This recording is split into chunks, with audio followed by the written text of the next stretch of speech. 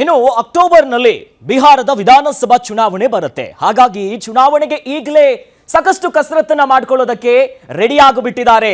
ಚುನಾವಣೆ ಮುನ್ನವೇ ರಾಗ ಕಂಪ್ಲೀಟ್ ಆಕ್ಟಿವ್ ಆಗಿರೋದು. ವರ್ಷಾಂತ್ಯಕ್ಕೆ ನಡೆಯಲಿದೆ ಬಿಹಾರದ ಚುನಾವಣೆ.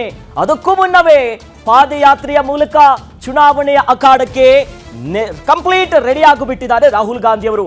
ಈ ಹಿಂದೆ ಭಾರತ್ ಜೋಡೋ ಯಾವ ರೀತಿಯಾಗಿ ಪ್ಲಸ್ ಆಗಿತ್ತು, ಅದೇ ರೀತಿಯಲ್ಲಿ ಬಿಹಾರದಲ್ಲಿ ಬಿಜೆಪಿ ಮತ್ತು ಜೆಡಿಯು ಮೈತ್ರಿ ಸರ್ಕಾರ ಇದೆ. ಹಾಗಾಗಿ ಈಗ ಕರೆಕ್ಟ್ ಪ್ಲಾನ್ ಮಾಡಿ ಮೈತ್ರಿ ಅಂದ್ರೆ ಇತ್ತ ಇಂಡಿಯಾ ಮೈತ್ರಿಕೂಟದಿಂದ ಸಾಕಷ್ಟು ಗೊಂದಲ ಇದೆ. INDIA ಅವರ ಕೂಟದಲ್ಲಿ ಸಾಕಷ್ಟು ಭಿನ್ನಾಭಿಪ್ರಾಯ ಇರೋದು ಈಗಾಗಲೇ ಬಹಳ ಸ್ಪಷ್ಟವಾಗಿ ಗೊತ್ತಾಗಿದೆ. ಇದರ ನಡುವೆ ಈಗಲೇ ಪಾದಯಾತ್ರೆ ಚುನಾವಣೆಯ ಅಖಾಡಕ್ಕೆ ಇಳಿಯುವುದರ ಮೂಲಕ ಮತ್ತಷ್ಟು ಅಂದ್ರೆ ಅಂತಿಮವಾಗದ RJD ಮತ್ತು ಕಾಂಗ್ರೆಸ್ ಮೈತ್ರಿ ಅಂದ್ರೆ ಒಂದಿಷ್ಟು ಗೊಂದಲ ಇದೆ. ಅಲ್ಲಿನ ಪಕ್ಷದ ಜೊತೆ ಮೈತ್ರಿ ಆಗೋ ವಿಚಾರದಲ್ಲಿ ಸಾಕಷ್ಟು ಅಸಮಾಧಾನ ಇದೆ. ಹಾಗಾಗಿ ಕಾಂಗ್ರೆಸ್ ಈಗ ಅಂದ್ರೆ ಬೇಸನ್ನ ಗಟ್ಟಿ ಮಾಡ್ಕೊಳ್ಳೋದಕ್ಕೆ ಪ್ಲಾನ್ ಮಾಡ್ಕೊಂಡಿದೆ. ಹೇಗಾದ್ರೂ ಮಾಡಿ ಮುಂದಿನ ಚುನಾವಣೆಯಲ್ಲಿ ಗೆಲ್ಲಲೇಬೇಕೆನ್ನುವಂತ ನಿಟ್ಟಿನಲ್ಲಿ ಯಾರನ್ನು ಸೆಳಿತಿದ್ದಾರೆ?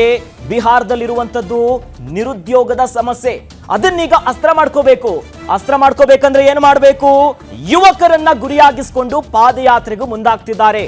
ರಾಹುಲ್ ಗಾಂಧಿ ಅವರು ಬೇಸ್ ಗಟ್ಟಿ ಮಾಡ್ಕೋಬೇಕು ಅಂತ ಬಿಹಾರದಲ್ಲಿ ಒಂದು ಕಡೆ ಮೈತ್ರಿಯ ಸಮಸ್ಯೆಗಳಿದೆ, ಮೈತ್ರಿಯನ್ನ ಗಟ್ಟಿ ಮಾಡ್ಕೊಳ್ಳೋದು.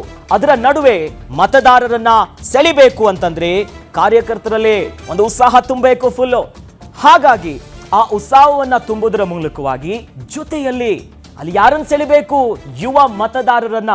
ಅಲ್ಲಿರೋ ಸಮಸ್ಯೆ ಏನು? ನಿರುದ್ಯೋಗದ ಸಮಸ್ಯೆ. ಹೀಗಾಗಿ ನಿರುದ್ಯೋಗದ ಸಮಸ್ಯೆಯ ಜೊತೆಯಲ್ಲಿ ಅಲ್ಲಿ ಮತದಾರರನ್ನ ಸೆಳೆಯುವ ನಿಟ್ಟಿನಲ್ಲಿ ರಾಹುಲ್ ಗಾಂಧಿ ಅವರು ಈಗ ಕಂಪ್ಲೀಟ್ ಆಗಿ ಪಾದಯಾತ್ರೆಯ ಮೂಲಕ ಜನರನ್ನ ಸೆಳೆಯೋದಕ್ಕೆ ರೆಡಿ ಆಗಿದ್ದಾರೆ.